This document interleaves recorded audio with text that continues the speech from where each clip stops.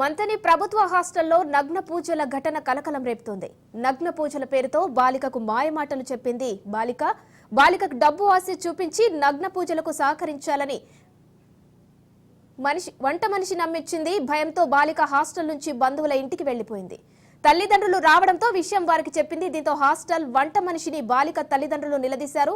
ఈ ఘటనపై పోలీసులకు ఫిర్యాదు చేయడంతో వంట మనిషిని అదుపులోకి తీసుకున్నారు.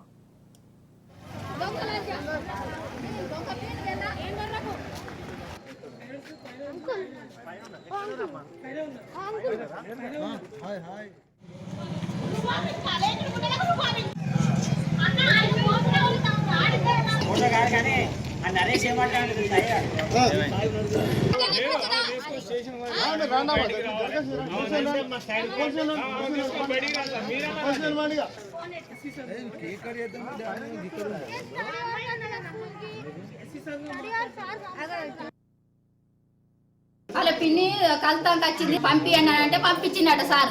పంపితే ఇక్కడ లేదు, హాస్టల్కి వచ్చిందని అంటే హాస్టల్ తీసుకొచ్చిందట. అమ్మమ్మ ఏది మా పిన్ని రాలే కదంటే లోపలికి పంపి పిన్ని రాలే ఎవరు రాలేనట. లోపల తీసుకెళ్ళిందట ఇంట్లోకి తీసుకెళ్ళినాక తలుపులు డోర్లు వేసిందట. అన్ని డోర్లు వేసి మళ్ళీ ఎవరికో ఫోన్ చేసిందట. ఇట్లా పూజలు చేస్తారు, మొత్తం బట్టలు ఇప్పి పూజలు అన్ని చేస్తారు.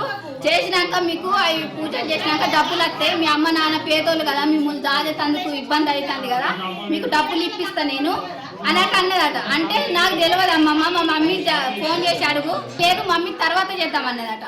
తర్వాత వద్దానంటే ఎవరికి ఫోన్ చేసేట రమ్మన్నదట. వీడియో కాల్ వేరే ఆయన వీడియో కాల్ చేసి మేము ఫోటో మొత్తం చేతులు కాళ్ళు అన్ని మొత్తం కింది నుంచి పీద్దాకా చూపెట్టిరట.